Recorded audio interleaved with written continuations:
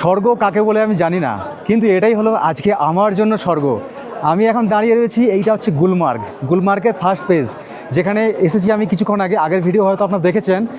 এই জায়গাতে আসার পর দেখুন এত বিউটিফুল যে হতে পারে কাশ্মীর, যদি না আসতাম এই জায়গাতে বুঝতেই পারতাম না। এই দিক থেকে রয়েছে নিচে নামার রাস্তা। এখানে হচ্ছে কিছু অ্যাক্টিভিটি, দূরের দিকে দেখবেন এখানে এটিভি বাইক চলাচল করছে এই বরফের ওপর দিয়ে। তবে এটিভি বাইকে যেতে হলে একটা প্রাইস রয়েছে, কিন্তু ওইসব এটিভি বাইক ওইসব আমার দেখে লাভ নেই। কিন্তু এখানে আসার পর যেই চোখ জোড়ানো দৃশ্যটা আমি দেখতে পেয়েছি, এই জিনিস আমার কাছে সব থেকে বড় পাওনা।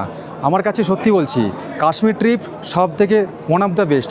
মানে যেখানেই যাই না কেন আমরা ঘুরতে, কাশ্মীরের জায়গায় থাকে, সেটা কিন্তু কাশ্মীর বারবার করে সবাইকে প্রমাণ দেখিয়ে দেয়।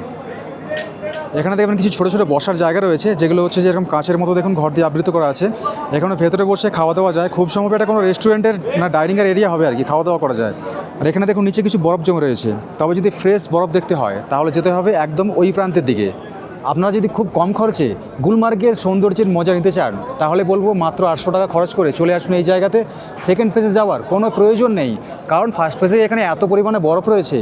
আমার মনে হয় না যে বেকার আবার 1000 টাকা বেকার ইনভেস্ট করে আবার ওপরে বেশি যাওয়ার।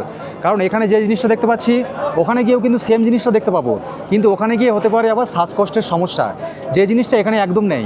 এই জায়গা সবার জন্য সেফ, বাচ্চা থেকে বুড়ো সবাই আসতে পারেন, কোনো টেনশন নেই। তো কেমন লাগলো বলুন, ভালো লাগলে কিন্তু অবশ্যই কিন্তু লাইক করতে ভুলবেন না, এরকম ছোটো ছোটো ইনফরমেশনের জন্য।